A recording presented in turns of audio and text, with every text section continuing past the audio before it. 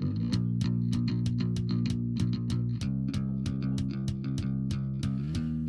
what up? And welcome to another episode of Straight from the Stands, an unapologetic, unofficial LA Galaxy podcast, hosted by 4 Foul Mouth supporters who bring you their thoughts and views on everything related to LA Galaxy, straight from the stands. I am your co-host Smarts, alongside the always angry Angel, his counterpart level-headed George, and the man with the facts, Masa. This is Straight from Good the evening Stands. again. Listen, George, Angel, this is the second time I'm seeing you, so I don't even want to know how you're doing. Masa, how's your day at work, Papa? Tiring, baby. I pulled the engine out today, so I'm a little exhausted, but we here. That's dope. Hey, pull this one out. Let me see. Oh my God, what? Is it a 4, 6, or 8? Or No, 12? it's a 4-cylinder. It's a Prius, my man. It's a Okay. Prius. All right. Yippee! It's like your new Toyota Tercel that you got. Yeah, Oh, bro. You Lita, got dog. yourself a little Oh, your Salvamobile. Corolita. Oh, yeah, shit. Congrats. Yeah, your Salvamobile. Thank you. All right, man. So we're here again for the second time in a row. Of course, we're not coming out the same day, so it's probably irrelevant. But we do have another interview this time. George came through with his, because he's connected with people and he knows people like that. So George came through. Hey, this is 2 a days. You know what I mean? George got it like that. But George came through again, and this time he got us linked up with AJ, and a real solid, monumental player for the Galaxy, especially during the dynasty years. So really excited to get this one going. You know what I mean? Like, I don't even want to say it. We're interviewing AJ. Do I Let's need get to say into more? it. Let's go. Nope. Yo,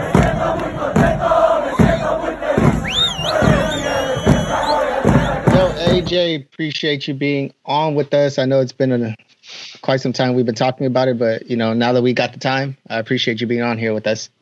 Of course.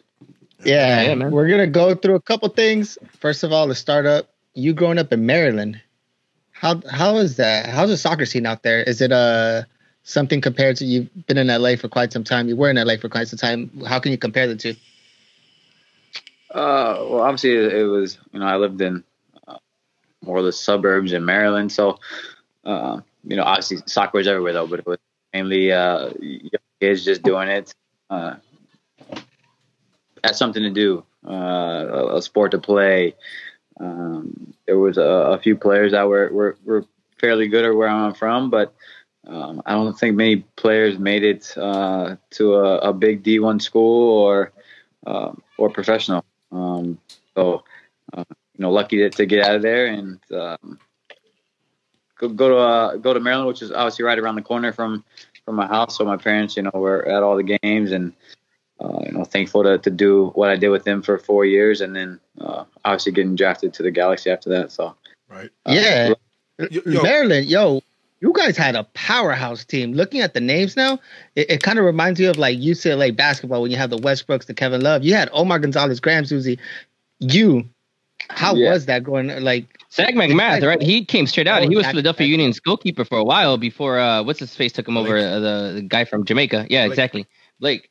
Mm-hmm. yeah, my even my freshman year, we had a stacked squad. We had Robbie Rogers was a freshman. Chris Seitz was a freshman. I was a freshman. Graham Zusi was a freshman. So, shit. Yeah. I think Robbie Rogers left, after that season. So, Chris Seitz left after 2 seasons. So just imagine what we could have done if we all stayed together for Yeah. our entire college career. But, everyone had their different paths. And my senior year, we had 5 guys get drafted in the first 2 rounds. So, Yeah. pretty crazy. And Who was the 5th? we had Rodney Wallace. Jeremy Hall was, I think, top 10. Dope, man. Okay. That's interesting. Let me just ask you something, like taking it back based on what you said. You said Maryland was something to do, right? Soccer was something to do, like growing up. But did you have it in you that you wanted to go pro, or were you just kind of like just having fun and see where it went? Well, I mean, the MLS started when I was young, so I was a big DC United fan, just being, he was on the corner.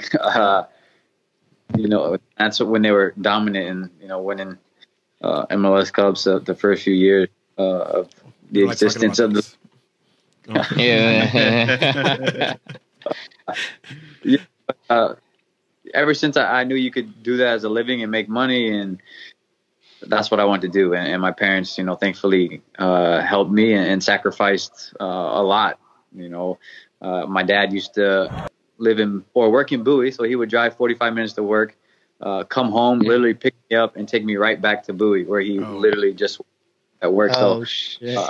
After a while though, it got tough on him. So I stopped going to training. The coaches started getting mad, and I had to go left and found a new team. And now, instead of getting me closer to home and kind of stunting my growth, he took me an hour and a half away from home. So, Wow.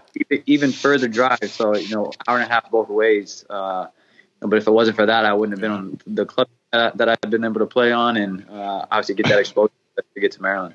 Yeah, man. That's Well, how does that happen? How do you get drafted to Maryland? Because obviously we mentioned some of the players that came through that Maryland squad in those years that you were there. I mean, something about Dynasty seemed to follow you, or at least players that are going to be part of Dynasty seem to follow you. So how does that happen? How does AJ DeLaGarza end up in Maryland with Omar Gonzalez, Graham Susie, Robbie Rogers? I didn't realize played with you for a year there.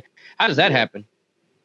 I think for me, it was probably easier. They probably saw me quite often because, college coaches, they go do their scouting. And I played on, arguably one of the best teams in my age group in the country. So we were in nationals 4 years, maybe out of 6. Wow. And that's probably where I got that exposure. And obviously Maryland being right in our backyard could come to games easily. So, I just got seen there. Sasha asked me to come take a visit, and before I went there, I was looking at UVA or in North Carolina, Wake Forest, those schools, and to be honest, I didn't know anything about All college. soccer schools. Yeah. Yeah, All a huge soccer school. Yeah, but I didn't know anything about college or college soccer leading up to my junior year when I was getting seen by Maryland. But the 3 years before I got there, they were actually in the Final Four, but never won it. So, I was going to a school that was, already a powerhouse. And thankfully, my freshman year, got to start quite a few games and started the national championship game as well. Were you always a defender? Yeah, I think everyone when they're younger plays everywhere, every position. But when it came down to it, I wasn't the technical player that these midfielders are, or I wasn't a goal scorer like the forwards. So I had to find my role, and my role was a center back and defender. And I kind of at 14 stuck with that, and thankfully, it got me to where I am. But I was more of a mental player and could think on the fly, and love shutting down the opponent's best player. And that was So now I know why I didn't go pro, because I started playing right back and D at 16, 17 as opposed to 14. There you go. See, that's the reason. No, That's the reason. There you go. Good to know. That's the reason, right? That's not it. That's not it. There you go. Now I know. Shit. Good to know that that's the reason. pick a position. Hey, you'll be cool. Yeah. Well, let me ask you something. Obviously, that happens, right? You're NCAA champion, Division I. That's, depends on who you ask. It's a big deal, right? Especially for you, it must have been. Obviously, I say that way because I follow college football religiously. College football. I'd be a total liar if I tell you I know shit about college soccer. It's not true. I don't follow it. I know some schools, obviously the bigger schools, quote unquote, like Wake Forest. Obviously we mentioned some that have been in the Final Four. I know North Carolina, obviously UCLA up the street. Who doesn't know UCLA here, right? Yeah. But apart from that, what's that like? If when you become champion, NCAA champion, do you know? Okay, well, because I'm a champion, part of this championship team, I know I'm gonna go pro. Does that happen? No, I don't think it ever really hit me, that I even had the chance to go pro until really I got invited to the MLS Combine my senior year.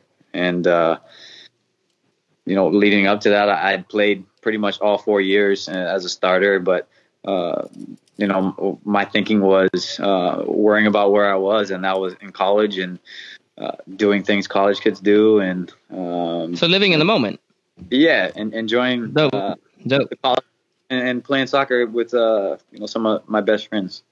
AJ, talk to me about the combine. How does that work? So you get invited, you get sent out. Is it something that that you're going to be looked at? Is it a game for someone that's never been there, run me through that, and then leading up to the draft, how does that work? Yeah, so man, I went to the combine a long time ago. So I think they went away with the combine and then brought the combine back even. So I'm not sure where it stands today, but back then it was they had 4 teams and you had maybe 17 players on a team, and you would get there. I think we trained maybe 2-3 times, and then after that we played 3. You would play 2 games day after each other, and then you had a 1-day break and then the 3rd game. So that's kind of where I think I made a really big impression on a lot of coaches. My team went undefeated. I think we gave up 1 goal, maybe 2 goals, maybe that weekend. But as a center back, and even one game they played me at right back because they told me a lot of coaches wanted to see me out there. So after that was where I felt like I had a really good chance at getting drafted, and I still didn't know where. I wasn't highly touted to go in the 1st round, 2nd round, open to get called up anywhere, and obviously make an impression in preseason. Yo, AJ, quick question. Let's dive. Oh, my bad. Did any other coaches talk to you prior to draft, or did you have an idea where you might land after talking to these coaches? Man, I probably had 1 interview. I'm pretty sure it was from Salt Lake. So, all right. Glad you didn't go there. Yeah. So all these coaches are there, and congratulations, you're national champion. Well, here comes. Yeah. Hey, what's going on? Angel, you lagging on me, baby. Who's gonna, Nope. And making it sound like rookies. See, oh my God. We're better than this, AJ. Trust me, we're better than this sometimes. Yo, trust me, we're way better than this. As you can see, why he didn't go pro. He's you're a little slow sometimes. Carry on, Angel get back sooner rather than later, I guess. Yeah. So you get to the draft. It's draft day. Omar goes 3rd. Your teammate. Yeah. Teammate from college. He goes 3rd. How does that go? It was good. I was happy for him. Obviously, the 1st round back then was on ESPN. So, watching there, you get to, see a really good friend and teammate get drafted and 3rd overall, which was good for him. And obviously, remember who was 1st overall that year? Yeah, Steve Zakuani. I think that's probably the best draft class ever, if you ask me. But humbly, right? Humbly saying that. Yeah, and I went 19, so list goes on. But it was good. And then after that 1st round, it kind of cut to it was online after that, so you can only watch. It was just me, my parents, which was my girlfriend at the time, not my wife, at my house, and I was just clicking refresh on the screen, not really thinking too much about it, and it was still the 2nd round, and it was actually Chivas' pick. Oof. So I was really hoping not to go there. and Galaxy actually made a trade. I think they traded Ante or Jazic, right? Raza. Ante Raza. No, Jazic. Jazic. Yeah, he was a defender. But wait, what was the question? I think I'm lagging. Yeah, you are. Just Oh no, you're like 3 minutes behind. Just listen. Yeah, just catch up. Keep going, AJ. Yep, keep going. Yeah, but then Grant Lucy called me. He was like congratulating me. I was like, "What are you talking about, man?" He was like, "Oh, you just got drafted." I was like, "Oh, snap!" So I clicked refresh, and there it was. And Galaxy made a trade, and drafted me 19th overall. So wait, so you don't even get a call before you find out online. You find out online first. Yeah, Grant Susie's the first one to tell you. You just got drafted. That's wild. That's crazy. Yeah, that's crazy. And then I'm assuming you get a call soon after that. Yeah, I don't know who called though. Yeah, somebody. I didn't think I talked to Bruce for a while after that, but a bunch of scouts I think called me and just congratulate me and the team admin and stuff like that. So dope. What do you react like? What's your reaction? You're going to LA. You going to LA with Omar. You're in 2nd round. Like I was obviously stoked about that, and my wife was crying because she was like, the only thing I wanted was to stay in the time zone. So it couldn't have been any further. So and I only had a week till I had to leave for preseason, so it was a quick turnaround. Wow. Yeah. So, she wasn't the happiest, but obviously a really good decision. Yeah. For us and our families and everything. But actually, that night I met up with Omar. We went to a bar out in College Park, Maryland, where we drank the same night after we won a national championship. So we met there. That's sick. That's dope. That's Yeah. So you land in LA. How does that go? Does someone tell you this is where you got to go? You have to report for practice on Monday. Walk us through that. How is that? Completely different from where you're from. Yeah. LA is just completely different than where I'm from. Just being in an airport and, obviously I knew I had made the team or anything. So, I was ready to go and train and learn. To be honest, I didn't know too much about the MLS at that point. Like I said, I was in college and really focused on that and schoolwork and all that. Maybe. But I just knew LA through David Beckham and Landon Donovan. And I was ready to make that jump. But when I got there, we got picked up by the team admin. I think it was me and a couple other guys all landed around the same time, just dropped us off at the hotel. And I think we had a minivan to get to and from training. So, it was interesting just being in a brand new city. Now for the first time away from my parents, not just a car ride away. So a bit of a learning experience. Yeah. Did your wife come up with you? Did your girlfriend at the time come out with you at the time, or did she wait it off for a bit? No, she waited until the first game, and I know that March 22nd versus DC actually was Wow.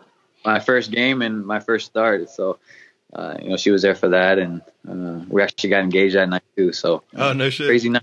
No, Nice. No, talk to me about like coming into a team. And obviously, you're a rookie, so you got to fight for your spot. Berhalter's still there. I remember, right? If I'm not wrong, Berhalter's still there. I'm sorry, you cut out. What you say? I said he wasn't even there yet. I wasn't even there yet. Oh, okay. But you come in and you're a rookie. What's your mentality? What's going through your head? Like, and leading up to the season starting, and you're in contention for a starting spot. Like, talk to me about that. Yeah, I didn't know really what to expect. Obviously the soccer is a lot quicker, and the players are a lot better than in college, physically, mentally. So for me, I just wanted to get out there and work and try to learn as quick as I could because, I knew I didn't have much time to make an impression on coaching staff. Preseason 6 weeks, and you don't want to be unsigned, 6 weeks into Yeah. preseason. So, thankfully they signed me a few weeks in, and but I remember I had went up to a 50-50 challenge with Julian Valentine in practice one time and split my eye open. I had to go to get stitches, and they didn't want me to play for a little bit, and I was like, I gotta go play. Like, I gotta make an impression. I gotta earn a spot. And then I just remember the trainer being like, relax, like they're gonna take care of you. You'll make the team. And I was like, all right, cool. Like, you don't really know until you sign papers. Yeah. So Yeah. I think I still have photos from a preseason game in Arizona. I had like stitch tape over my eye trying to play a preseason game, just to get out there and get some experience and show the coaches what I can do. So I guess I made a decent impression. So when does that happen? When do you actually put pen on paper and get officially on the team, your MLS contract? When is that? Man, that was so long ago, man. Yeah, no, fair. I didn't even try to put you on the spot like that. I get it. It's been a while. I know. Listen, I'm not gonna throw you under the bus, but we talked to Jaime Pinedo, and he remembered everything. So I don't know. Yeah, I don't know. I had a conversation with AJ about that too. How Jaime, word for word, remembered everything. Yeah, he remembers things. It's crazy. Yeah. Or he's just making stuff up. You never know. Accurate. We can't verify it, so maybe. Yeah. True. That's dope. But you got to remember the feeling and what you went through when you actually did get that contract and you got your, pen and paper. You have a spot in the squad. You talk to me a little bit about that feeling and kind of, I'm sure there's some weight off your shoulder at that point. Yeah, for sure. You just to be on a team and to be on the Galaxy and the city like LA was huge. And David Beckham wasn't there yet, but there was a lot of talk about him coming through or not coming back from AC Milan. And all that. I remember that year we started off bad. We were like 1-10 or something crazy. Like we were tying games, and then at the end of the year, we were 1 point away from winning the Supporter Shield, and then obviously in the MLS Cup final. The 09 run, yeah, yeah, all the way to final. Good squad. Well, curious to ask, I'm asking about that. And Rudy, you could chime in because Rudy was there. He was in Seattle for that game. Cold, George and I actually saw that together at my house back on. Yeah, we saw it together. Masa, I have no idea where you were, but you're a rookie, right? Yeah. Oh, were you really? Yeah. Oh, okay. Well, you're a rookie. Here goes your team. Listen, at that point, we didn't know what the next 6 years were going to be for the Galaxy, right? That's the first of that dynasty year. That dynasty team, right? Obviously, you get to MLS Cup final.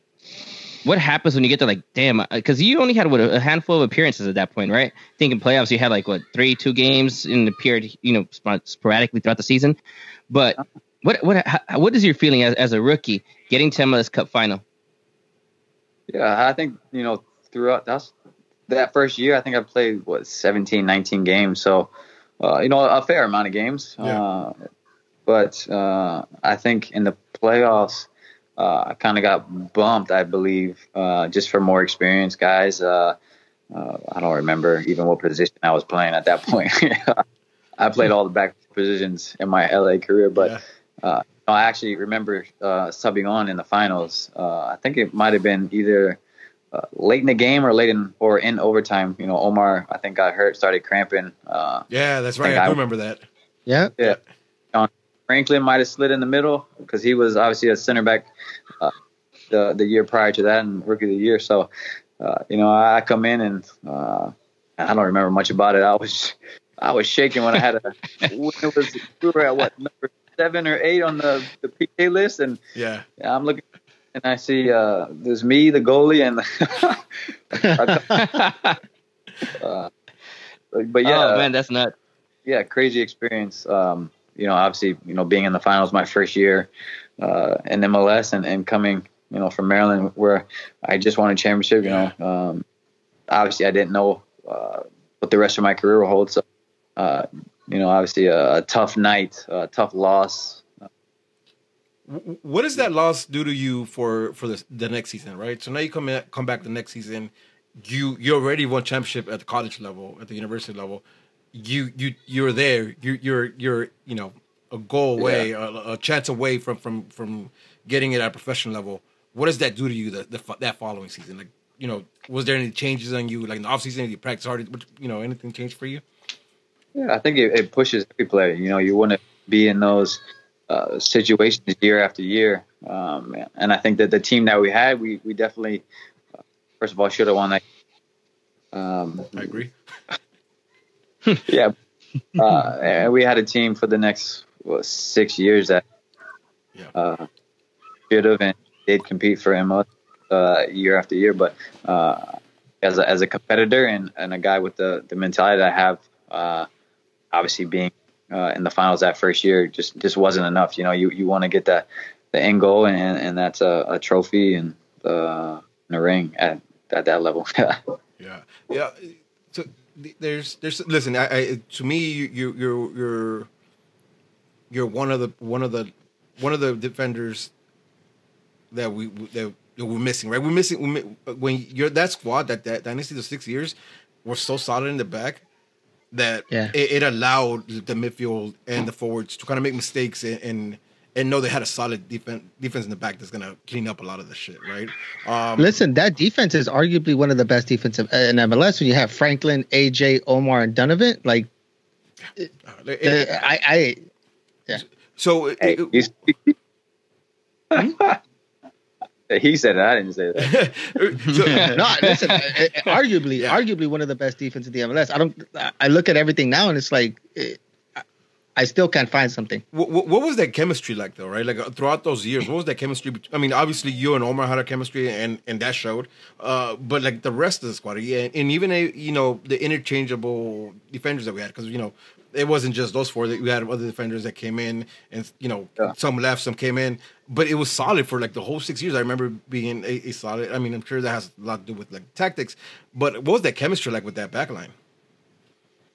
Yeah, I think that's what. Obviously, me and Omar came in with a lot of chemistry, playing 3 years together, and already knowing each other really well on and off the field. And I think even on the field with Omar and I, we could look at each other and know what we were thinking. So literally, we would look at each other and just give a little head nod, and we would both do the same thing. So that was crazy. That just takes experience and playing together for a long. And thankfully, Sean was another really good friend of mine. So me, him, Omar, we're all fairly young, and Todd being the leader. Berhalter coming in and really being that role model for us and that leader and coach and voice on the field, helped Omar definitely a lot and pushed us all. Berhalter was tough on us, but he pushed us to be better and mentally stay in it for 90 minutes. Well, yeah, I'll say something. I mean, also helps, I'm sure, if you have a keeper like Ricketts in the back. Obviously Ricketts, and you go through Saunders. Obviously, we go through some minor stint with some pretty bad goalkeepers, and then comes Pinedo, right? But that also must help. I mean, I can imagine what's that like. Listen, we play the Wednesday, Thursday night league, and I have a keeper like Rudy. It's like amazing, I feel like it's great, great things. I can only imagine if you have a real goalkeeper, Yeah, we had a really good goalkeepers, but it really started at the top for us. I think you got to defend with 11 players. Yeah. That's just how. And we got guys up top who would do dirty work, and in the midfield, obviously, we had Dima Kovalenko my first year. Yeah, he was a fighter too. I loved him, man. I loved him so much. He had so much character. We had a lot of fighters and. It really helped me because, obviously, heading the ball and is not my forte. So crosses were tough, and we all just supported one another. And why is heading the ball not your forte? Hey, relax, chill. Hey, relax. Us little people are gonna stick together. Relax, all right. Listen, I can head ball. I'll say this though. I think a lot of Omar's accolades and recognition. He owes some of that to you, right? Because I remember him having the freedom to kind of like whether it was push out a little bit or go at something more aggressively because you're always there for the cleanup. Like that was one thing that I love that like you read the game so well that you knew if that doesn't happen, we're gonna end up right here, and you're like almost always on time for that, right? Like you always knew how to foresee where it could lead to, and I think so. Omar owes a lot of that to you, at least especially in those early years. You know what I mean? Shit, one of the key plays that I remember AJ about is the Charlie Davis when he's tracking back in the MLS Cup. Oh yeah, that could have been a quick goal easily. Yeah, thankfully not. But no, me and Omar, I think we just. I was the shorter one and maybe a little bit faster, and Omar was the big guy and. Significantly faster. You can say, listen, we know we're not naive. We watched you guys for 6 years, 7 years, whatever it was. 8 years, right? For you, it was 8 years, right? 8 years for you? Omar 7. I'm trying to get a sound clip. You know what I mean? When use it. No, I'm trying. Yeah.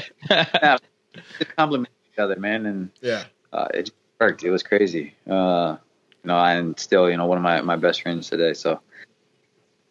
Yeah, that's dope. You're still cool. Yeah, still connecting. Yeah, that's dope. Still, talk on the regular.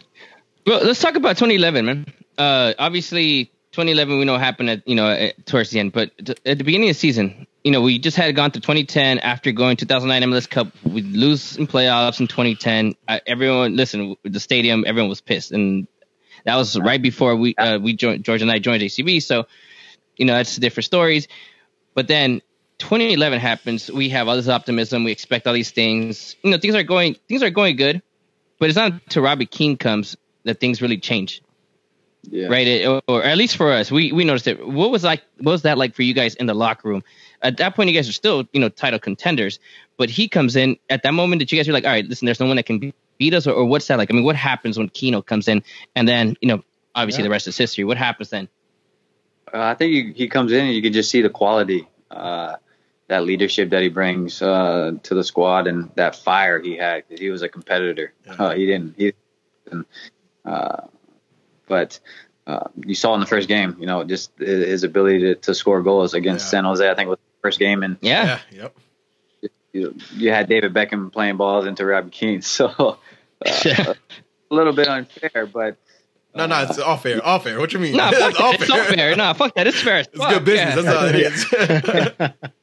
Yeah, obviously, having a goal scorer like Robbie Keane pushed us, from being really good to obviously the best team in the league. I think, by far, because that year we lost 5 games that entire year, and I remember playing in the last game. I think we could have set a record or something. We played Houston, and we had a lot of guys. We didn't lose at home that season at all. Yeah, we're at Fortress. No, I don't think we're at Fortress that year. Man. The Fortress. Yeah, I remember the last game of the year and we losing there, and I think we could have set a record or something if we would have gotten some from there. But So just harping on Keno a little bit, because that's definitely one of our favorites, but also like just the whole Galaxy family favorite, right? Like he's one of the guys. Anything in your mind? Any quick story you can share with us about Robbie Keane that kind of sticks out to you, whether that be in his character or his antics, anything? Did he break your nose in practice? He stomp on your feet? I mean, anything that we can be like, yeah, hell yeah. or something a lot lighter than that. It's cool. That's cool. One of the first training sessions he was at, I didn't know Robbie Keane that much. I hardly watched soccer in Europe at all, but we were sitting there stretching, and I was like, hey, how's your brother? Roy Keane.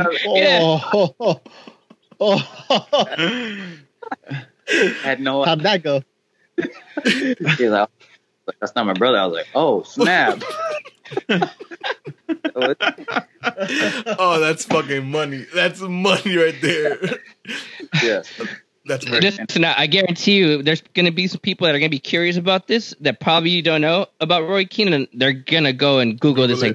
Oh, yeah. But that's fucking clutch. They probably don't get your joke, but yeah, that's hilarious. That's clutch. That's clutch, right? That's awesome. Yeah. That's good. That's a good story. I'm good. I'm happy with that. Yeah.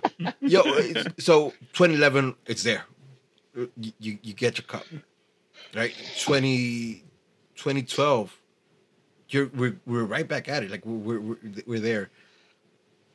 Actually, no. 2012, we started bumpy. It was bad. No. Remember? I get it, right? I'm fast forwarding it. Like we're there. Like you're in an MLS Cup final again. Does that final change, like for you, or after having won, you want more? Like, what's the difference between the first time you win it to having a chance to win it back to back? I think you just want more and more. I'm greedy. Like, just want to win, and that's literally all I play the game for, is to win and to win championships. And it's weird because I actually hate like every other sport where a team is so dominant and they win year after year. Like that just pissed me off. I'm like, I don't want you to win anymore. And a lot of people were like that to us. They were tired of seeing us win the final. So, but no, that's just all I want to do. I just want to win, and that was the best thing about playing in LA, is winning. Yeah, man. AJ, quick question. AJ, going into that next season after 2011, did you guys feel you guys could repeat, or was it like, oh, we'll see how the season goes? And obviously you guys had a good team, but from the jump, when preseason starts, like, yo, we're gonna get this back to back. Yeah, I think we probably started off a little sloppy, but I had pretty much the same group of guys coming back, returning. So, and obviously the year before that, we had the best record in the league and won the Supporters Shield, MLS Cup. So we were all on top of the world and thought, we could win it again. And we did, but it's tougher this time. we had a play-in game or something. I think we had to play Vancouver. Oh, Um, word. We had to play Vancouver at home. Yeah. Yeah. And then we went on and then we played San Jose at home, and then we went on the road to San Jose. That's what it was. There you go. Yeah, But I That game was there. crazy. even in that Vancouver game in that first round, we were losing. I think we had to come back and, obviously came out on that on top. But, I remember late in that year, I had dislocated my elbow in D.C. So I was kind of the brink of coming back. But, Tommy Meyer had done such a good job when I was out that Bruce said, he was, giving the job to Tommy to finish the season and make a playoff run, and a good choice because he did really well, and obviously at the end of the year that we won another MLS Cup. That's dope. You at one point become a lockdown name. You're a lockdown name for the Galaxy, right? Like you see the starting 11 and AJ, it's kind of almost given. Like he's there. It's like a no-brainer. Like you expect to see the name there, yeah. Yeah. And I guess it's more retrospect, like looking back at it now. What is that like, right? Because you're playing for the LA Galaxy, right? And I mean, to the day, it's still one of the biggest team in MLS, right? And of course, I'm super biased. No fucking full transparency. I'm super biased, right? But look, there could have been arguments made prior, right, to AJ's arrival, and then since obviously we're talking about 3 cups later, 5 total championships, it's a no-brainer, right? There's no question about it. 9 total, and we mentioned this earlier today. 9 MLS Cup finals, 9 Western Conference titles. Sure, we've lost 4 of them, but we won 5 of them. That's still more than anyone else, right? Obviously, you helped do that. So at that point, sure, we can make an argument. Right now, there's no argument, absolutely. But at that point, we're talking about, your 12th Cup getting to that final. After that, we're tied now with DC. So I guess what I was going to say is, like, what is that like, right? And I know you're still active, so I don't want to pretend like, go, but... Yeah, I'm playing it. Yeah, I'm not trying to cancel you out. Houston's time is going to come up in a bit. It's going to get there. We're going to get there. I'm not canceling you out, but if we could take a look back right now and think about that, right? Like you became, at least from our perspective, you became one of the leaders in the team just because, honestly, you had the skill and the quality on the field, but you also had the tenure, right? You knew the Galaxy history. You got MLS Cup and lost. You've been through finals and lost, and you won.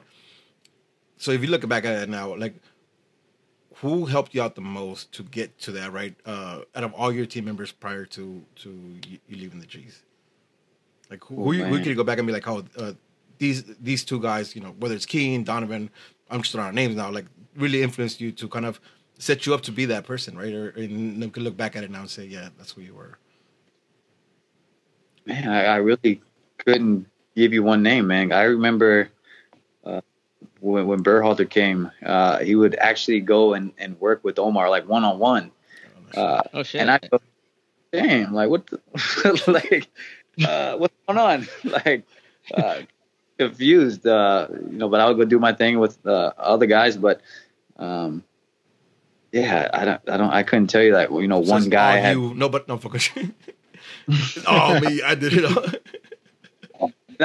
Had a lot of veterans on our team, Yeah. Here, we had, Tony Sane, who, I looked up to when he was playing, and obviously got to play with him. But you had him and Berhalter and Chris Klein, Eddie Lewis, all those guys just pushed you to be a better player and a better professional off the field as well. And, I didn't know life as a professional, until I got to LA that first year. And they really showed the ropes, I think, for everybody.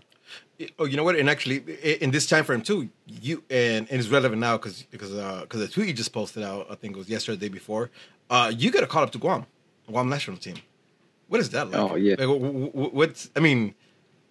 if you weren't even sure that you're going to have a professional career, what is it like to get a call saying, hey, come represent your national, play at an international level now? Well, backtrack. Didn't you play for the U.S. first? Yeah, I went to. That's right. Yeah. That's right. Yeah, I went 4 U.S. camps, but they were those January camps where people call them camp cupcakes. So it was mostly MLS guys, maybe a few Europeans at the time, but just to be in those camps was crazy. Myself, who couldn't even make my state development team, and gotten cut from numerous other teams when I was younger, was now being called up to even train and represent the U.S. And I think the first 2 camps I was at, I didn't play, and then the third camp, Jurgen put me in, but it was weird because I had played center back that whole year, and then going to international camp. Now I'm playing right back, which I didn't play too much there in LA or in college or in my club team. So it was a brand new position, and when you move from club to international, it's just another jump in development and ability of players that the game's a lot quicker. So I think I had 2 tough games. We still won 1-0, but I think after that year, I obviously got 2 caps, and then went back another year after that for another January camp. And after that, I just knew my time was kind of up with the U.S. because, it had been 4 years and they were all January camps, and a long list of players, that deserved and were getting call-ups above me. And I just told Jurgen, I gave him a call and just said, I'm going to go play for Guam. I just wanted to make a difference, obviously in a place where soccer is not well known, and kids really have someone they could watch up and idolize and really kind of know firsthand, this guy is Guamanian. So that's big, man. That's respect for that. So that's why I did that. And, I saw people making jokes the other day on Twitter, like, oh, those 15 caps must have been real tough. But, man, those were tough. Why? Curious, why? I had to fly around the world to play one game and then fly back around the world to get back to training. And, your whole body's just jacked at that point. And I know every time I came back, I felt like I had an injury or whatever. But it was tough traveling. It was tough, I would actually leave, say, LA, get to Asia in 24 hours. Like, it would take me from door to door, 24 hours or more. That's tough. And I would get there at night. The next day, I would have to play a game. It was tough. It was tough.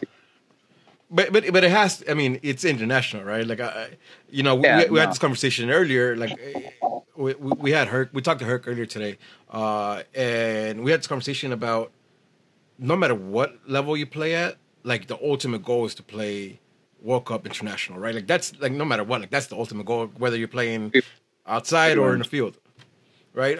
So it must have been something else for you to actually, be an international player. And not only that, like I'm sure his heritage has to come play a lot into you joining Guam. How does the family take it? A little bit more about the experiences. What does that mean for you? What did it mean for you? And then obviously your retirement from international, which happened a couple of days ago. Yeah. So my dad's mom is Guamanian and was born there, was living there. I have a lot of family that lived out there, and I'd never been there. So never been. I committed to go play there, and after my first 2 friendlies, they flew me to Guam and had like a little camp and everything, like a meet and greet, and so that was my first time on Guam. So obviously a beautiful island and wonderful people, but you go there and there's turf field harder than Gillette Stadium, and dang. No bleachers around the field, and so obviously a different change. I coming from playing on LA to going to Guam, where you got to bring your own boots everywhere and your own sliders, and just wasn't good, and it was tough at first. I'm not gonna lie, it was hard.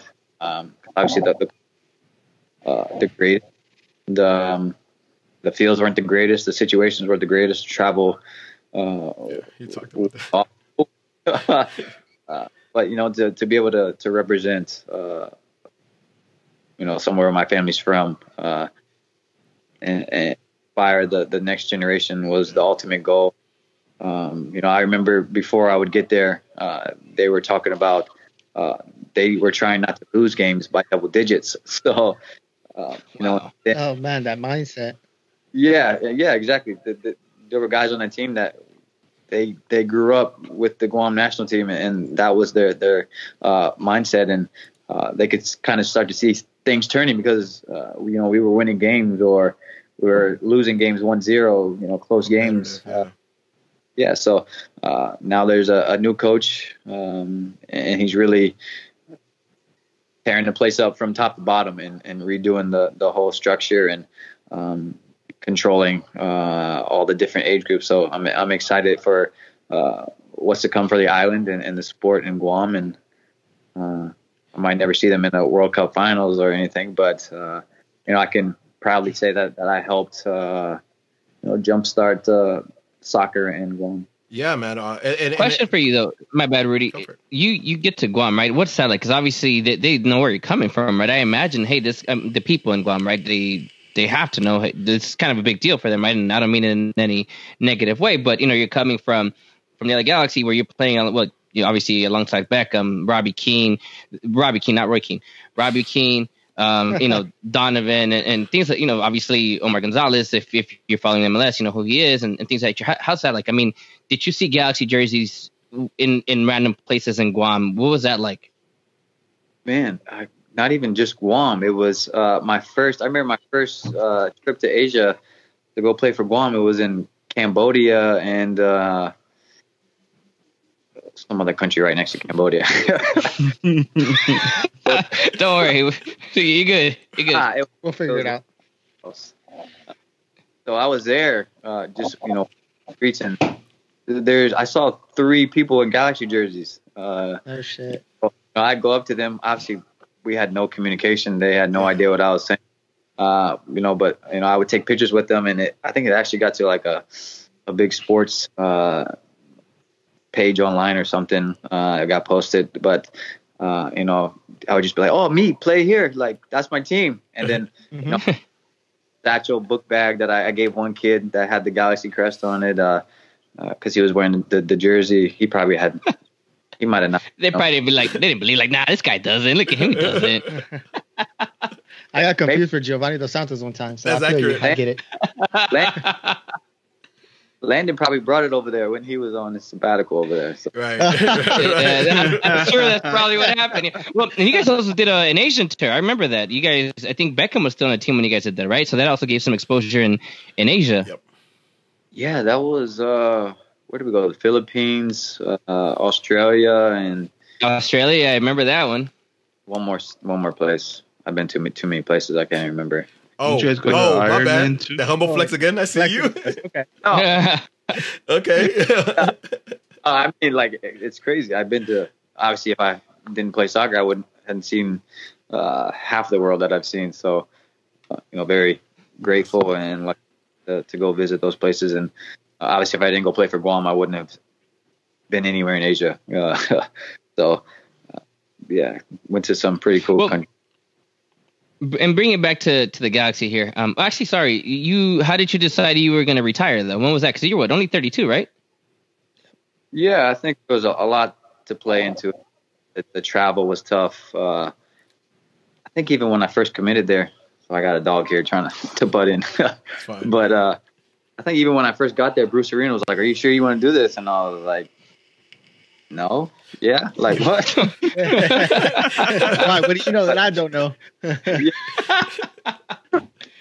But yeah, I think all the coaches had that mindset. Was, why are you going to go do this? What's it going to do for you? It's not going to help your career. It's not going to help your body. But for me, it was bigger than myself. To be honest, well, that's why I want to go do this. I have to go do this.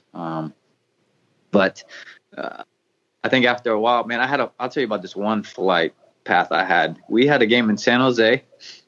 We probably lost. Hey. But literally the next morning, I had a 5 a.m. flight, okay? I had to go from Oakland to LAX, to San Francisco. What? Yeah, to then go to Japan. So Who's this? Is that you? Who's this? That's not me. AJ, where you staying at, AJ? What? AJ. That's not me. You sure? Oh, what's me? What is it? The sirens? What is it? The, No, the, AJ. that's Oh, not yeah, me. that is. Yeah. It's Oh, I was outside. about to say, Agent in the hood. Agent in the hood. No, Yo, Beckham cheating you that way? He got you in the hood? yeah, right. AJ mentioned Oakland once. So You know what I mean? He says Oakland. You got sirens going on everywhere. But Let me close this. I've broken my foot. I've missed too much of club soccer to go travel and risk more injuries. Playing internationally for on those fields and that travel, it just wasn't worth it for me. And I really want to focus on club soccer now and being here in Miami and being available as much as I can be. And that was the decision behind it. I told the coach the last year, that my time was done, and if I could help in any other way, I'd be happy to. Yo, so let's come back to LA Galaxy, and there's something I want to talk about, and then if you're not comfortable with it, please let me know and we can move on. Lucas, right? Big boy is born with a rare heart disease, right? I don't want to get fucked that one up. Yeah, no, he had a heart defect. Yeah. Yeah. And from the fans' point of view, like we all felt that, right? We all felt that, and I know ACB did a lot to kind of show support towards you when that happened. And we all stay behind you. But now it's a thing, right? Now we have the Lucas Knows Heart Foundation and all that. Can you talk about that a little bit more about like what's that helping out and how that's kind of bringing awareness to that? Yeah. So for us, I've been a Nike athlete for 12 years. So Luca Knows Heart came from kind of that, where there was I think it was AD Knows, which was I think it was Adrian Peterson and his Nike slogan. So my wife was thinking of before even hashtags were even popular, a name where our families and friends could be up to date instead of having to talk to 50 different people after every doctor's appointment. How can we write something up? Our family can look at it, our close friends can look at it, and then it just kind of blew up from there. Where the fans were invested in it. It made it easier because I got to hear other people's stories going through it, and obviously that support system, having that support throughout that year was phenomenal. Is what got us through the hard times. But now 5 years later, we were just talking about today, like what would he look like today? Would he look like Noelle or Alexi, which are our two daughters? So we still think about him daily and talk about him daily. And our 4-year-old, even today, she hates going to bed. So she comes out of the room. She's like, I miss my brother. But obviously she's never never met him or knew him or anything. But she just knows about him.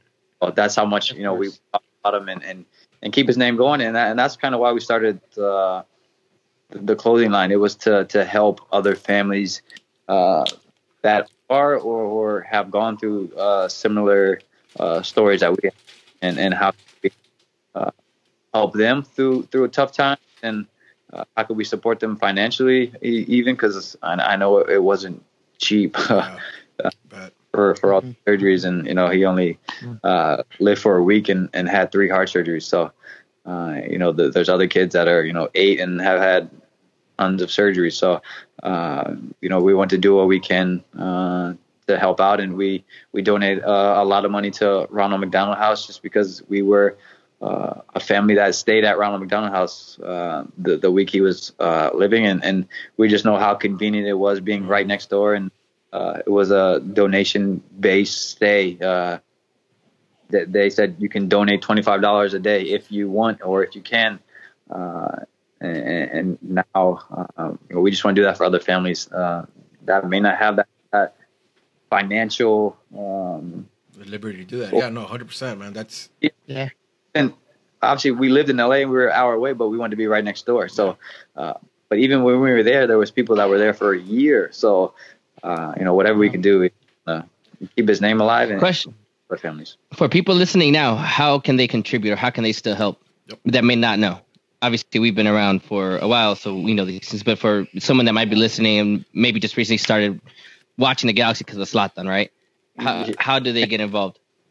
Yeah, you could. To the You could go to lucaknowsheart.com and there's a bunch of gear, and we just opened up again here in Florida. So looking to come out with a few new things soon, but obviously with the pandemic going on, it's been crazy for everybody. So we got a 50%. To add to that, sorry, there's a discount, but to add to that, we're going to be doing something as far as, so if you guys buy anything from Luka Knows Heart from when this podcast comes out to 2 weeks after, send us a screenshot and the winner's going to get a Nelson printout. So Nelson and I spoke about it. So AJ, if you see orders coming in, let us know, and then we'll reach out to those people as well. Yep, and give him a Nelson print. He's been working with us for a minute. So yeah, for sure, man. And I hate to kind of bring the tone down a little bit, but I felt like it was important, especially for people who who not aware of the situation. All right, but let's get back to Galaxy. In 2016, you break the 200 mark, right? So yeah, over 200 appearances for the G's. And you're talking about Kobe. I like how you're not giving him any credit for 2014 for starting in 2014 as a right back when he doesn't play right back. How come you're not giving him any credit for that? I thought we were talking about 2014. My bad. Oh, come on. See? No, we didn't talk about it 2014. Come on, man. I don't know. I think you might have missed it because your internet is kind of whack right now. You know what I mean? You might have missed it. Yeah, we talked about it. That's what you get. But go for it. Keep opening your mouth. Run with it. Let's talk about 2014. Go for it, Angel. No, yeah, seriously. So, I mean, obviously, since Rudy did bring that up, that happened in September, right, of 2014. I know you missed a few games. You come back. We're going for that championship run. It happens. We get MLS Cup, New England Revolution. Right back. You just said that you don't play right back anywhere, but you started right back that game. I remember that. You were right back. It was Leonardo, unfortunately, Omar Gonzalez, and Robbie Rogers on the left. Yeah. Talk to me about that. How did that happen? Two people you've played with already. Yeah. Obviously, I think that year, man, Bruce, I don't know what he had. Obviously, me and Omar had a good thing going, and Bruce loved the tall center backs, though. Obviously, I'd had games where I'd be beating on headers, mostly Alan Gordon, but he favored his bigger center backs at that point in time. So kind of got the bump to outside. And I think Sean Franklin was even playing some right mid at that season. Wait, Sean Franklin wasn't even there. No, that was before. He was off to DC, I believe. Yeah, but I was playing right back a little bit before that. And Sean was playing right wing. But in 2014, I couldn't tell you how many games I played in what position. I think I might have played all four positions at one time. Listen, eventually we figured out that Bruce was kind of losing it because, listen, Jossie was playing right back at one point. So we get it, right? We get it. But obviously that's a third. Listen, but back to the MLS Cup, right? You win. Obviously, well, you don't even win it. You get to overtime. What's getting to overtime like? Yeah, the MLS Cup final. Your legs must be tired. It was an intense game. What's that like for you, man? Just watched highlights the other day because there's no live sports on TV. I saw the day, and I just remember the end of that game, man, everyone was dropping like flies. Everyone was cramping, falling down, holding something, trying to get someone to stretch. And it was hot. It was a day game. I think it was like an afternoon game. Yeah. It was crazy, but I thought we did so well that game. We just couldn't finish at all. And that's kind of what hurt us. Obviously, Giassi scores a great goal, and then we were a little lackadaisical on their chance and goal. But and they had a couple other chances too where they could have won the game. Actually, Yeah. We just talked about that. And add to that, I mean, Pinedo, we mentioned that came up, and obviously from your perspective as a defender, towards the I think the last a few plays or two before regulation ends, they hit one top right post. And Pinedo, all he's doing is just looking at it. He can't do anything about it. Did your heart drop? It's crazy because I was trying to stay in the box too, just to get any crosses. But I remember Ishizaki, I think it was, went out there and Steel Bumper. I don't think he was trying to shoot it. I don't know what, but he tips it over and I see it go over Pinedo, and you can even see it in the video, man. I put both hands on my hips. I'm like, no way. I thought it was done. I thought that was it. Like, we played this well, didn't finish our chances, and this is what happens. And thankfully it kissed the crossbar and came out. So a nerve-wracking time, and I just didn't want to go to PKs again because I knew what happened. Thanks to Robbie Keane hit the first overtime. So relief. And there you go, man. There you go. That's the last one we have. Yeah. So it's crazy. But now, sorry, Rudy. Now you can go to your 2016 since my internet lagged. I apologize. You caught up now? You back in 2020 now? All right. Yeah, I'm back into the stream. My bad.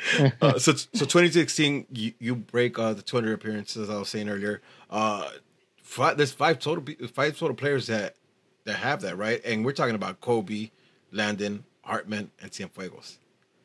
Like you're an elite bunch, right? And these are all the guys I mentioned we have them all in our Legends pod what we did a couple years back, where we talked about who are the Galaxy Legends.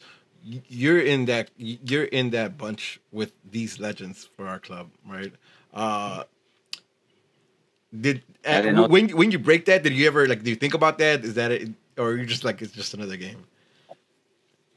No, I didn't even know, to be honest.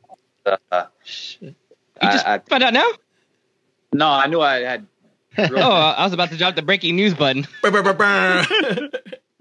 I had 200 games played, but I think 4 games into being in Houston, I had 200 starts, and that was big for me.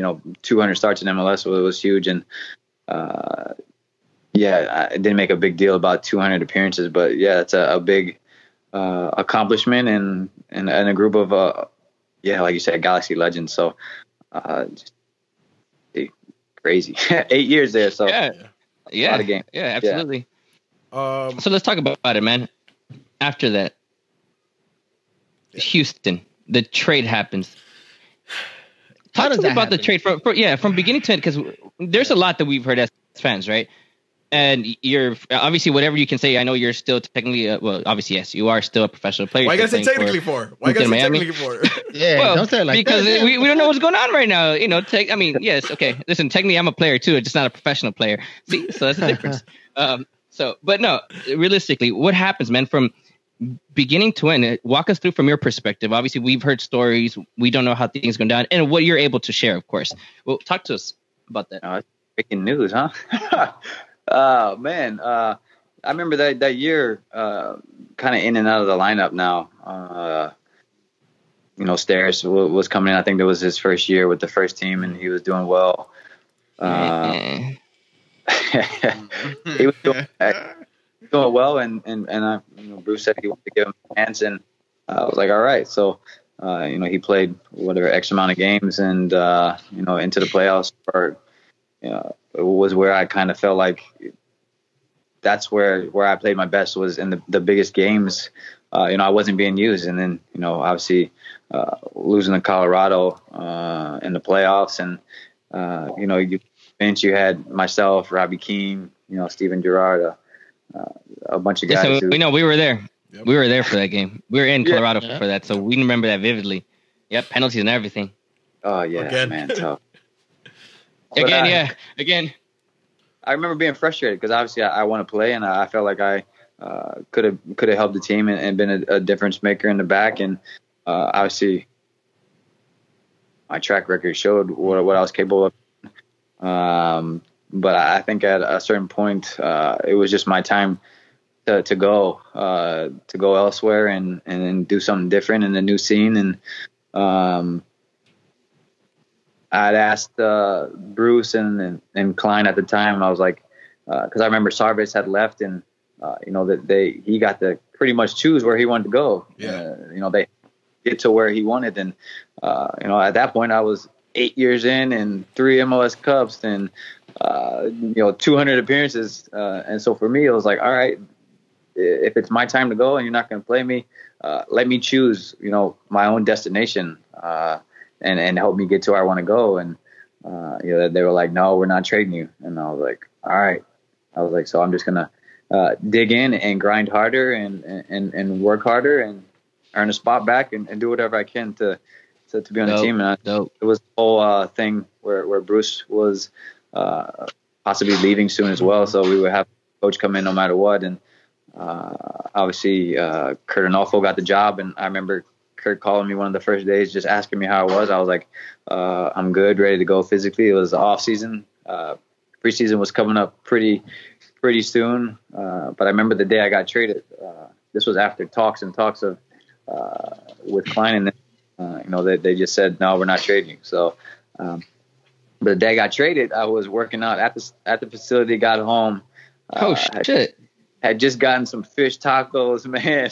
You ready to go? From my favorite. You remember that, huh? Bro, my favorite. Yeah, because it went uneaten.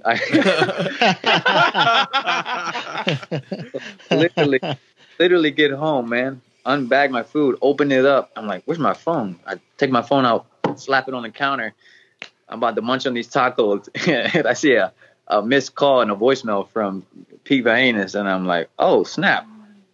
Like, what's this say? And it just says, or it was a text message, like, give me a call when you get a chance.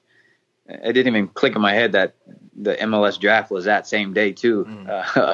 And so, or it was maybe the next day or something like that. But I called Pete before I touched my tacos, and he was like, oh, we just traded you to the Houston Dynamo. Thank you for everything. I was like, all right, bye. Yo. And as you should. Damn. Bro, I sat there. Fuck Pete. I was like, yeah, you see those, I'm sure you guys seen like Derrick Rose when he got traded from Chicago. Yeah. He was crying. He didn't know what to say. He didn't, kind of raw emotions. But I was kind of by myself at that point, and I just sat there. Tacos opened. I called my wife, and my daughter were out at the time. I was like, where are you? She was like, oh, I'm on my way home. Do you want anything? I was like, no, I'll just talk to you when you get here. So, she was like, damn. She was like, what's wrong? I was like, I'll just talk to you when you get here. So, because it still hadn't even clicked in my head too. Obviously she was the first person I told, and actually had a friend's birthday party that night, and I had to cancel on him. My wife went still anyways. And I was like, man, it hit me kind of hard just because, they didn't help me at all. Damn. Oh, AJ, question. My bad, Rudy. Question. When you asked for the trade, what in your mind was the place you wanted to go? Did you want to go back to DC, be closer to home, or? Yeah, I think for me it was get closer to home. It was a East Coast team. I didn't want to play the Galaxy twice a year, which we would enjoy better. Trust me. Yeah. Listen. Yeah. No, you get to that. I hope you guys so many times. I got a comment, then a question, right? It's like we're livid about that, especially how we ended up playing that following season, right? I mean, you have no idea how many times countlessly we said, if AJ, right? Because like it was horrible, just bad. It was just bad. So like it's like Bloody Mary, huh? Yeah. But I don't it wasn't just me, and it was me. I left. Robbie Keane left. It was the beginning. Robbie Rogers was that year. It was a lot of different things, and a lot of players that had done a lot for the club that were no longer there. But you had the trajectory. But it's still different, though. The trajectory, right? The 200 games, the rings, the understanding of what the club means, and what the stature is of the club. When with this exodus, and again, I'll go back to you, especially because you understand all this. Like, that's my biggest problem with the club even to the day, right? Nobody understands. Like nobody understands at the level that we were those 6 years, or like what this club was at this, right? Like everybody's okay with losing, and I don't believe that like the squads that you were involved with were okay with losing at any point. You know what I mean? So like that's a big difference, and that's why we go back to you all the time, and that's why I was excited about this conversation because you're one of those players who understood that and took this club to that level in those years, right? Ran over. Question now is, do you think you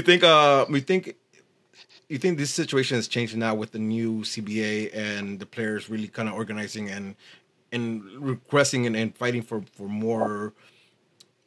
more say in your direction, especially for a player like you that has spent 8 years with the club? Yeah, it was crazy. I was 8 years, and I think at that point I still wasn't even a free agent or something. I don't remember, but yeah, I mean, we're fighting and doing a lot for. Like again, we're not fighting for ourselves. It's for the next generation and guys coming up through the league, and hopefully they have more rights and obviously more money and better treatment and just being taken care of. So 20 years from now, if I can look back and see this league as the top league in the world, glad to be a part of it. Yeah. Dope. All right, George, want to take off? Let's talk about Houston. I don't want to talk about Houston, but we have to talk about it. It's the last game of the season. For some reason, we always get scheduled against Houston. Away, home, it's always against Houston. We're down. We're up 2-1. No, we're up to 0 at the half, weren't we? No. But, okay, so we're up 2-1, and then this play happens. Okay, right. Romano Alessandrini. By the way, this swing and completely misses you. He misses you, doesn't make any contact. No contact at all. And he shit there. And I see you fall to the ground. You sold that, man. Why? And in my head, I was like, damn, AJ's getting paid back for what we did to him. I was like, all right, cool, we deserve this. Run through me how you see this play and how you, quote unquote, feel the hit. And your acting coach, too. We want to know that because that was great. That was great acting. Was it the same one that Kevin Hart just used for his video that he dropped? Yeah. Curious. Yeah. First thing, it was, I don't remember who crossed it from the left, probably Kyoto, but just being in the box, we were losing in the game 2-1 at that point, and wanted to try to get in there and do something. Obviously, scoring a goal would have been nice, but would you have celebrated? Of course. No. Put you on the spot. Nah, you better have. Fuck that. I didn't know how to score goals for you guys. I wouldn't have celebrated the game. Yeah, the cross came in. I wanted to head it down to, I think Albert Elise was standing right there. And I saw it was Alessandrini, right? Yeah. Yeah. He didn't even check his shoulder or anything. So for me, I knew something was coming. So I just headed the ball before he got his foot to it. And he did get me, I promise you. I don't know, man. All right. I love my son. I don't know, man. Clean hit, man. I thought I broke my ribs and everything. Oh man, it was. Listen, I live. I was like, fuck, right, bugging out because you know the story. But then online was amazing. Online was fucking amazing. No, hold on. There's a story about in the stands. In the stands, there were people. I could share this now. There were people that were mad at you. They were pissed. But there was a handful, and to be specific, Crystal, Glenn's wife, was pissed. Anyone that mentioned anything negative around you was gonna stop. She was gonna stomp them out. Hey, listen, and I was like, yo, you might not know her. I can't confirm or deny. I can't confirm or deny. She is capable of that. Listen, you might not know her, but that woman is fierce, yo. That woman is fierce as fuck. So like, she checked a lot of people. A lot of people were just like, okay, yeah. That just comes to show the type of impact you left on the team. Yeah. You put us in probably the worst position ever. We're about to miss the playoffs. Shit's gonna hit the fan, but we're still defending you. Even though you just took a dive, you know what I mean? Just like even though you completely, you didn't get touched. Well, wait, that was what year was that? That was the second year in Houston. 2018. 2018, yeah. 2018. So my second year. I just come back from ACL. Listen, we don't forget. Yeah. I played 4 games that year, and you guys were the Of fourth course, one. huh? But yeah, I don't know why people were coming at me. I remember that in the DMs. Well, it's crazy. See, I didn't realize people were coming at you right until this is breaking news for me right now. Like I didn't realize because I was in the front of the box with some. I don't know if George was with me, but some of you guys were with me in the front. You came over to us, at least say TB. You were that game we had. That was the start of some major changes from the Galaxy front office with the fan base. I'd say that was probably the catalyst, or at least one of the catalysts that has changed the culture that we now have with our front office. That game, every single player but Romano Sandini came over, and you from the opposition. Granted, obviously, whatever happened throughout the game, you just helped eliminate us, all that stuff.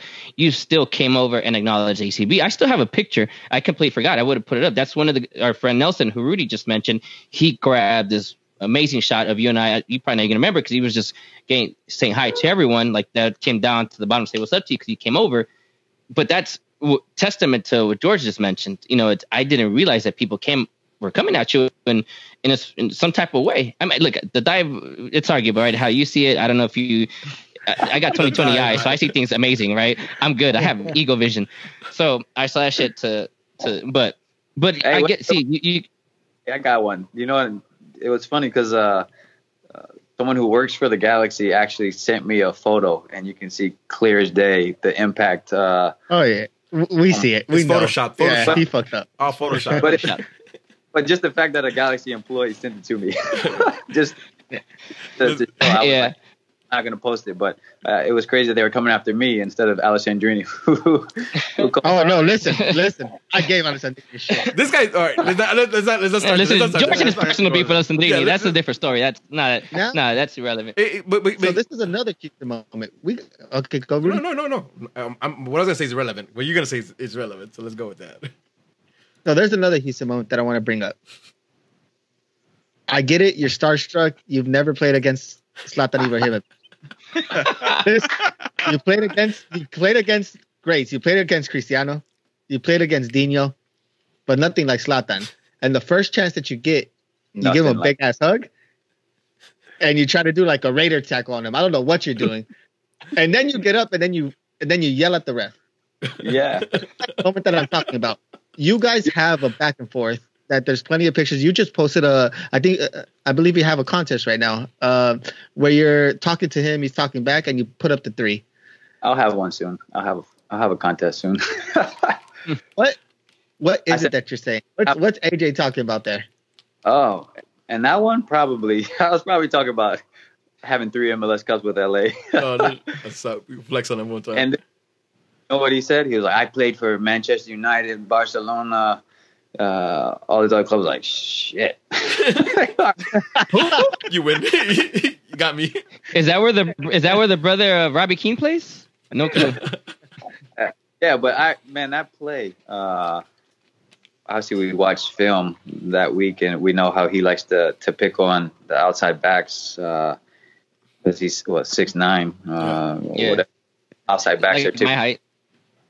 He likes to drift off the back shoulder of the outside backs and get those headers in. But, our coach that week was like, all right, well, if that happens, AJ, you mark Zlatan and leave Alessandrini open. I was like, wait a minute. You want me to mark Zlatan and then leave Alessandrini wide open?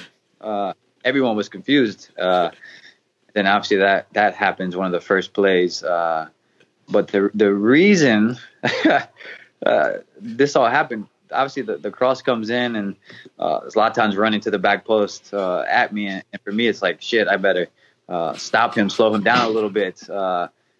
Don't let him get a full head of steam because obviously he's going to win the ball over me no matter what. So that's what he does for a living. Have some faith. Jackrabbit, chill. Jackrabbits are small. Listen, they get up there. Have some faith. So for me it was all right. Get in front of him and block his path and. Nobody else probably saw it or even could recognize it because he's a savvy veteran and player and knows how to draw contact and all that. But he put me in a headlock for a quick second. So for me, it was like, shit, I'm done. The ball's about to be here.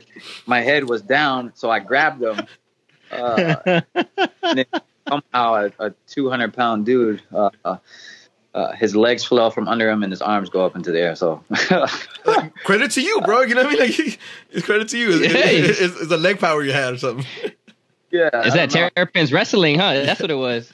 I don't know how both legs collapsed from under him and his arms flew, but at that point I a whistle and I was like, all right, we got the ball.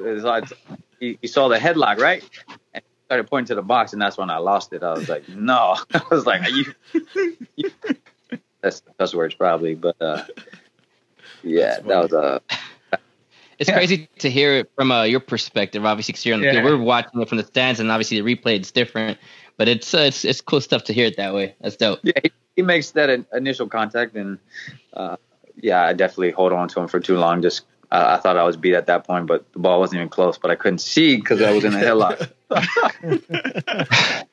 Well, let me ask you another question here. And look, we went through a similar situation with Houston again in 2019, right? We obviously didn't get eliminated, but losing 4-2 at Houston drops us down quite a bit in terms of playoff positioning and being able to host a game. Obviously, you don't play the game. I think you got injured. Was it broken foot or something like that, correct? Mm-hmm. But I'm curious to know how your coach, right, knowing what happened the year before, knowing what he could potentially do to LA, what does the coach say? Or how do you guys prep? I'm curious from your perspective, from the Houston perspective. Yeah, Houston has right? How do you guys gain no more, right? At this point, Houston had nothing to gain. They were out, right? At this point? Yeah, we were out, but yeah. And our coach had already gotten fired. Wilmer Cabrera had already gotten fired earlier in the year. So we had a new coach, guys trying to make their case for the next season. It was obviously one of our biggest games fan-wise. Mm-hmm. Listen, yeah. I think that was the problem in Houston was players showed up to the big games. When the stars were aligned, when it was TV or and those things, and that's when they shined. And unfortunately, there was 33 other games that year, and we didn't perform well. But I think we had a really good team, and obviously it showed that last game what we were capable of doing. But we had our brain, used. That same fight every game, we would have been a playoff team. But or just play against the Galaxy every game, and it's then you probably wouldn't make playoffs. Play against the Galaxy. Yeah. And quick question before we move. Sorry, Rudy. Obviously, the whole trade happened, and you're in Houston. But that moment from when you found out, obviously your call with Pete was very brief, very brief. Do you have any? I don't know. Are you salty towards the front office at all, or do you have anything against them? Do you feel like that quote unquote penalty call that you got was the redemption a little bit? I mean, what's that like for you? Because obviously you're still a beloved player, right? That goes without saying. Here, well, obviously you're not here anymore, but you're still a beloved former LA Galaxy player. That's not easily said. Yeah.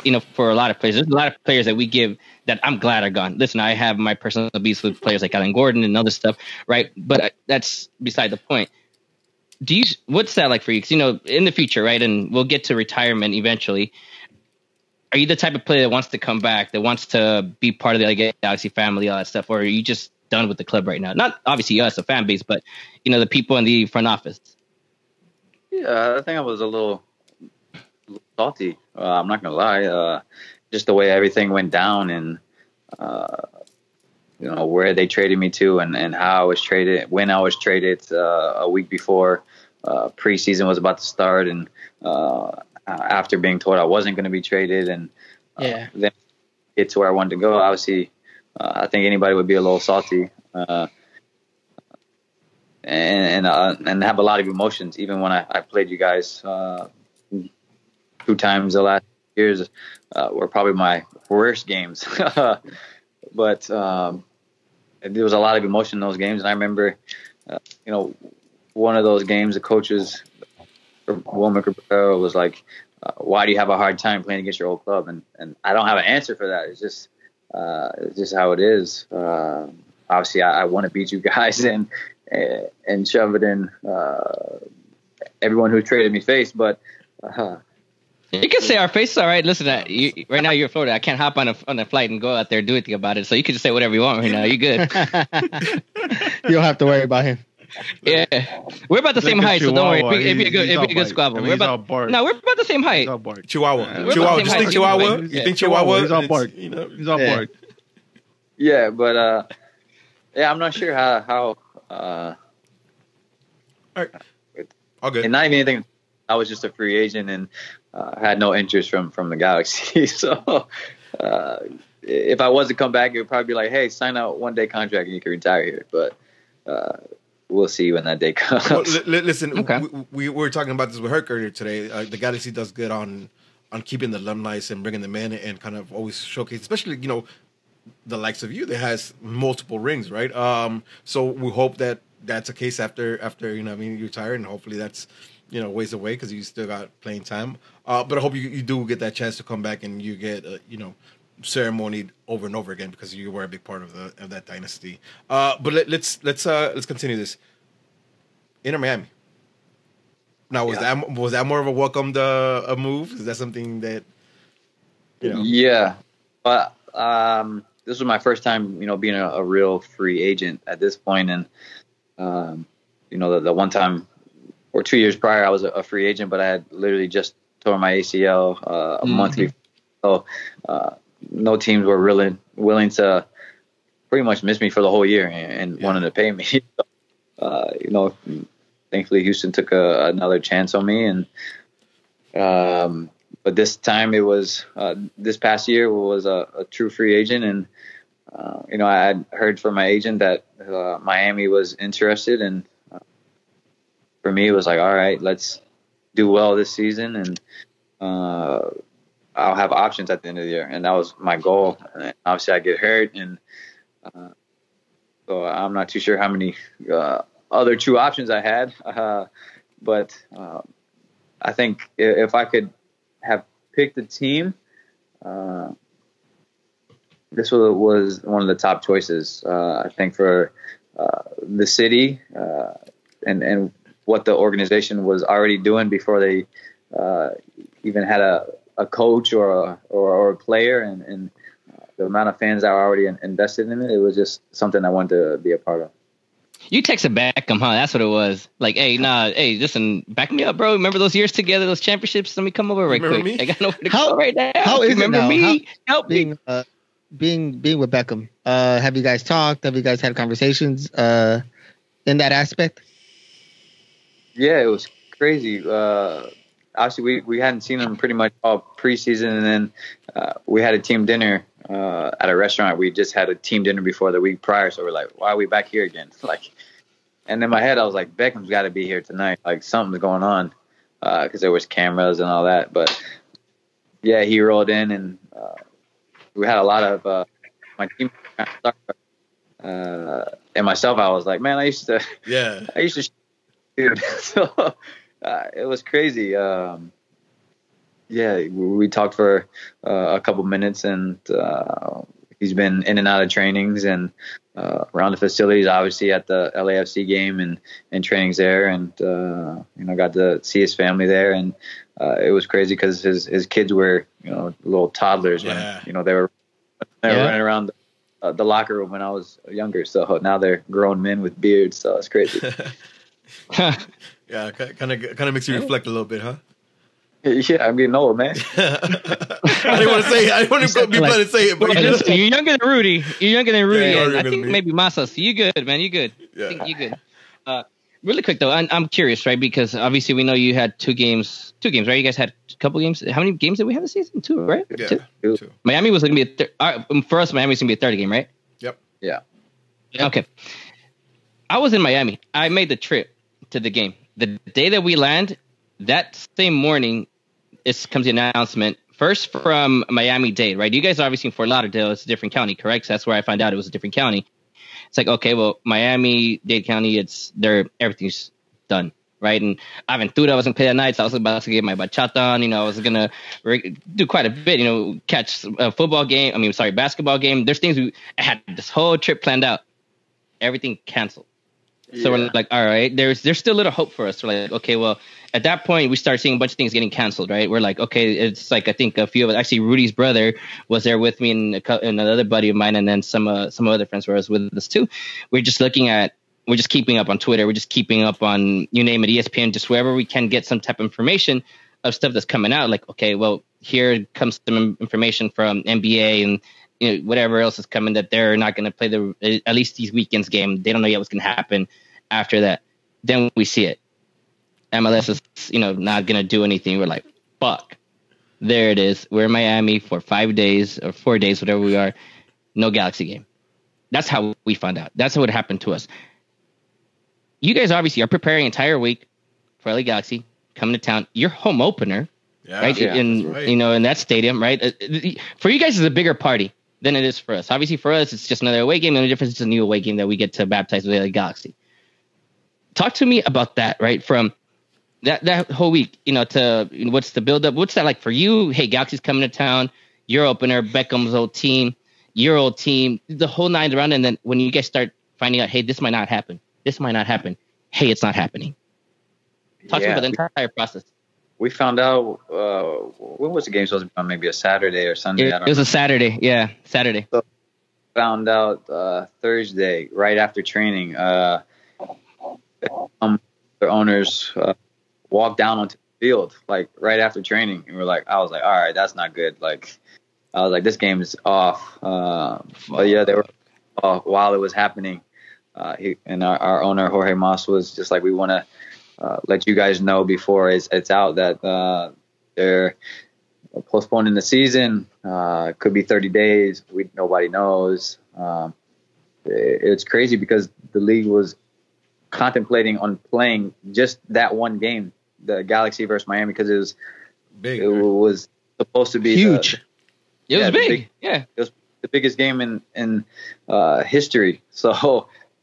Just worldwide, how many viewers there were supposed to be. So they thought about playing just that one game and then canceling everything else. But our owners and I don't know who else makes decisions didn't think it was right. So they canceled it all. But yeah, we were all blown on that. It was my parents were out here as well, and maybe my parents are a jinx because they came to Houston. They went to Houston and got stuck in a hurricane. And didn't play those games. And then they come out here and the coronavirus and they miss these games. So yeah, that sucks. How is the mood right now, given the time that we're living in right now? How is it being able to stay fit? What is it that you've heard as far as the season? What does the team do for you? Obviously, what you can share. I mean, we all have our own plans. We have Zoom calls, talk about tactics. We have Zoom calls, and it's a team workout with our strength and conditioning guy. It was crazy because the first few days after the shutdown, the parks were still open, so there was tons of people at the park. We were all at the park. We were playing with some college kids out on the field, and then all the parks shut down. Mm-hmm.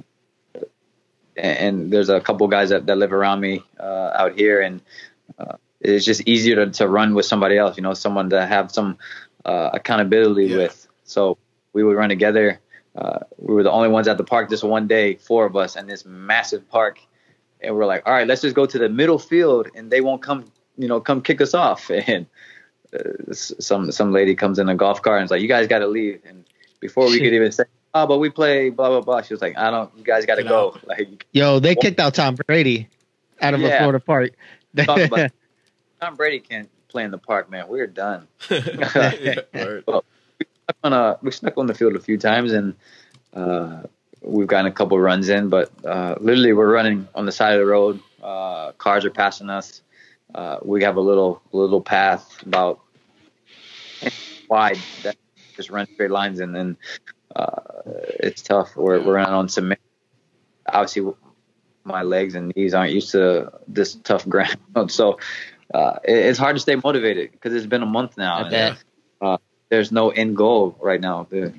Nobody knows when this is going to end or how the season's going to play out. So it's demoralizing. And at the same time, we're professionals and we have to stay fit because I know it's not going to happen, but they could say, all right, preseason we're gonna have another preseason, I'm sure, 6 weeks to get prepared again. So we just got to stay in shape no matter what. How's life with the kids all day long now? Because the Angel can still tell you some stories about having life with the kids. So I want to hear from you. I'm ready to get back to playing. Listen, what I tell you guys, so this is like this is my safe haven here when I'm come talk to these guys. That's why, like, hey, who else are we talking to today? Are we talking to someone today? Because as soon as this is done and I go outside, it's like World War II all over again, man. It's crazy. It's like the trenches and there's like World War I. It's nuts. Obviously, I love it because I don't get as much time ever with them, and I really feel like I've missed out on my 1-year-old's entire life because she was literally born, and that same night I had to dip out for preseason last year in Houston. So, getting a lot of quality time. But man, I give a lot of props to my wife and all the moms, the stay-at-home moms, because it's not easy, man. So draining mentally, physically. But thankfully we have the outdoor space that we can enjoy and get some fresh air. So that's dope. All right, could be worse places. We'll get you out of here. We do have some questions from the community, so we're just gonna kind of fire shoot you. Give you some quick answers on that. George, you wanna run through those? Yeah, for sure. Some of those we did talk about, but talk to me about your favorite moment during the Galaxy Dynasty year. One favorite moment that sticks out. I think just the 2014 MLS Cup, just the year that the entire group had. Obviously, the Lucas situation and Landon Donovan not making the World Cup roster that year. Right. Man, yeah, a lot of emotions in that team, and just the way we helped one another get through that year was phenomenal. And maybe one of the times I cried that year was right after that final whistle blew, and I think everything from that year kind of hit me at that point. Just at that point I didn't care though. I was a champion, so I felt good. But that was the most memorable moment and year I think in my career. All right, a quick question. Sorry, George. Do you recall your Facebook activity at all? When it pops up 3 years. Yeah. So this, and I just remembered right now when you're talking about going down memory lane. I don't remember. Something happened at a Galaxy game one time, and like I started this whole big ass issue. I don't know, like this big ass deal with an ACB. The Way to make fucking this comment. Oh, yeah, of course, dog. It's my podcast. The thread went to like, I don't know, 500 comments. 500 comments. It's like all these bunch of ACB people just talking shit to each other. And here it goes, AJ DeLaGarza. Damn. LOL. And then that was it. Or something like that. Yeah. And then I don't think he commented ever again, but that probably got the most likes out of the entire thing. Now, listen, everyone's good. Everyone's happy again. We're all in a good place. But do you remember that at all? Curious. I don't have any clue. All right. It was good. Don't worry about it. It's not, because I think every member of ACB at that point comment on that thread, and then it was just like an AJ post. Damn, that was amazing. All right, we said rapid fire. Right. So we said rapid fire. So let's move it. AJ, who has been your favorite Galaxy teammate? Favorite Galaxy teammate? Yep. That's not rapid fire, man. I can't even. Man, I think. You can take the easy way out and say Omar. Yeah, obviously Omar. We had a lot of history together. Still one of my best. I think him, Hector, Sean, I talked to daily. So, those guys. But I heard a couple of stories about you and Hector, but this is rapid fire, so I'm not going to get into it. Rapid fire guy, come on. Yeah. All right. Favorite Galaxy goal that you were on the pitch for that you witnessed? That I was on the pitch for. I think probably one I had an assist for was Robbie Keane versus Toronto at home. Kind of floated a ball in, fell down on the end line, and first time trying to get the ball in the box, and this fool just side volleys it, netted. Is that the one where we kind of almost paused on it, and then then he turned around? He just looked up there, and I was like, "Oh, this fool!" Most memorable. Favorite Galaxy 14. home and away kit. Wait, say that one more time. Favorite Galaxy home and away kit Home. That you wore. that I you feel like- wore. Look the same. They just changed the sash. Like They every year. changed from first the rookie till when you left. You were wearing like a 2XL when you first got into the league, and then you kind of transitioned. Hey, that was my style. I came in from college. Act clothes, and now you're in LA. You got to wear tight clothes. So. Yeah, man. Yeah. Oh man. I couldn't even tell you which jersey. I swear all the white ones look the same to me. Right.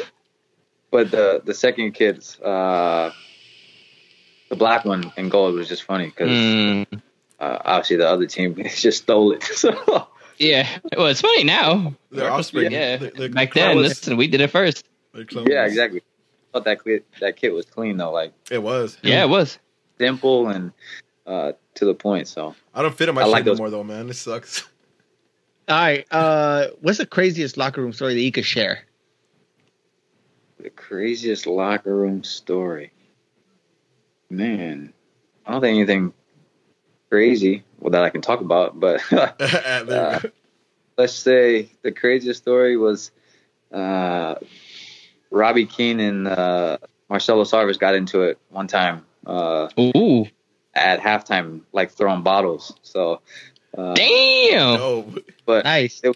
it was squashed immediately and quick, but obviously two very heated and competitive people who I guess had different points of view, and at the end of the game, Did we end up winning?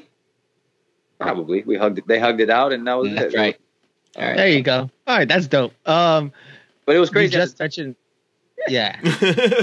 I bet. Oh, shit. I bet. Oh. Wait, who threw the bottom first? I don't remember. I can't tell you. I don't remember. All right. You just mentioned the other team, the black and gold team. Would you ever like to play in that rivalry? As a Galaxy player, to be clear. yeah. Only Yeah. as a Galaxy player. Yeah. Tremaine. No. Tremaine. I hope he wasn't thinking the other way. It would have been cool. Obviously, I talked a lot of trash to all the Chivas fans in my time there, and then obviously left before that rivalry could start off. But and I remember watching the first game ever was Yep. Zlatan's obviously- goal. yeah, that I remember tweeting that after that goal. I was like, that was ridiculous. But just that whole game and what that brought for the city and that rivalry, you couldn't have written a better story and played a better game to write that off. Yeah. Well, question. people Sorry, wanna- George. Fed up to San Jose, man. Do you still have some type of? I mean, now because obviously you've gone to Houston, and now you're at Inter. Do you still have some type of? I don't know if beef will say the word, but do you still not like him, given that he played for the Galaxy and given during those 8 years, we had some good moments with them for Yeah, sure. man, the Now, playoff not so match. much, but yeah. Yeah. Can't stand them still, man. It's I fucking love obviously you, they have one There you memorable. That's when Marvin Chavez made me fall down. I was tired of tying my shoelaces or something, and this fool like he did a step up. I was trying to tie my shoe, and they scored a goal to win the game. But they still post that. They just posted it the other day talking about social distancing. So Oh. Damn. a couple of my boys, Hector Jimenez and Sean, were like, "You got to get back, say something." I was like, "Nah, I'm dropping it." That was too long ago. I don't play for LA, and I don't have that rivalry as close anymore. So I was like, I'm gonna stay out of this one. I won't talk about all the championships I have. So There you go. Flex I on could've- them, flex on them, yo. I had a lot in my head. And I wrote a couple things down, but I erased it.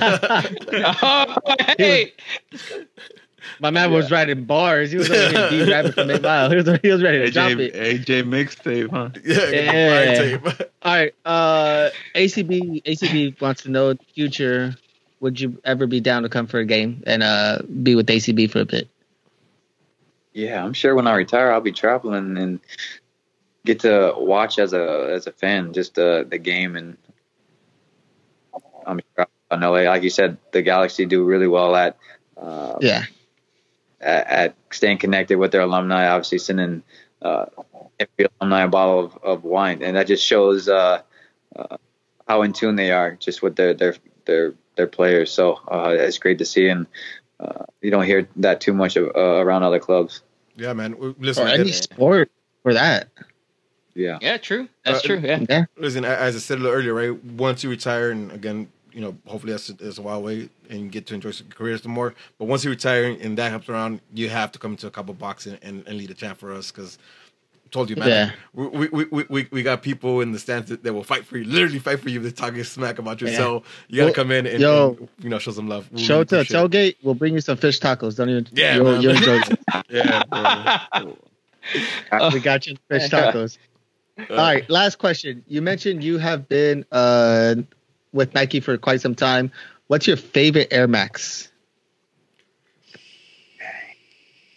Oh man.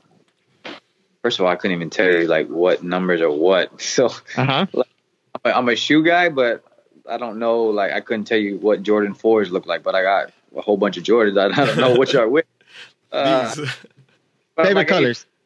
Show me a picture, I know, but I like the Air Max Fly Knits just because they're so lightweight and just the colors on them. I got a pair of black and blue ones that are just clean, simple. That's probably my favorite pair of Air Max. Every time that AJ posts up shoes or something, I tell him if they make them in men's size. Every time, I have to shoot him. I have to hit him with that. Yo, hey, AJ, we're probably the same size, so hook your boy up a little bit. Hey, that's all the questions that we got. This guy. Yo, AJ. Again, man, thank you so much. I know it's close to 11 your time, so we can get you out of here, but we appreciate your time you spent with us and being blunt with us and kind of just shooting the shit with us for a little bit. Thank you so much. Yeah. Again, we got mad love, not only from us four, but like from the whole supporters of LA, Galaxy. So thank you so much for doing this for us. Of course, man. Appreciate it, AJ. Good luck to you guys. Thank you, boss. Thank you. You have a good one, man. Stay safe. Take care of the fam. Be safe. See you soon, man. Thank you, guys. All right. Peace. Yo, all right. Listen, we made AJ go past his bedtime, right? It's 11 o'clock his time now. But again, another dope interview, man. This is really becoming one of my favorite series we've ever done. He's so sick. Very blunt, straightforward, like just sharing the stories like behind the scenes and all that, like the whole bottle throwing, the whole being released, the whole trade. That shit, he wasn't being around the bush about shit. He was straight up. I like that a lot. I'm pretty sure Robbie Keane started it though. Think so? Oh, 100%. When he said that, in my head, I was like, yeah. Keno threw that shit first. Yep. Well, listen, it surprised me because I never saw Marcelo in that light. Like every time I spoke to Marcelo, he was super like calm and almost evangelic. You know what I mean? He was like super serene, right? So like when he did that, like he must have snapped. So I think he threw a bottle first, right? I'm just so happy that I'm just so happy that I'm not as aggressive as I thought I am, and there's more aggressive players out there. I mean, I've thrown shit at people, so I don't know. But. All right, man. Listen, I threw a bottle last year, so. Listen, that was last decade. That was last decade shit. We just did an hour and 30-minute interview with AJ. No more bullshitting. Let the fuck out of here. There's another episode of Straight from the Stands on by Rudy at I'm Smarts on Twitter, I'm Smarts on Twitch, I'm Smarts on the gram. This is George, Undefeated7. Follow me on Instagram and Twitter. This is Angel. Follow me only on Instagram right now, ADF3691. Peace, love, and Jesus, baby. Let's go. Peace. Stay safe, y'all. Tired.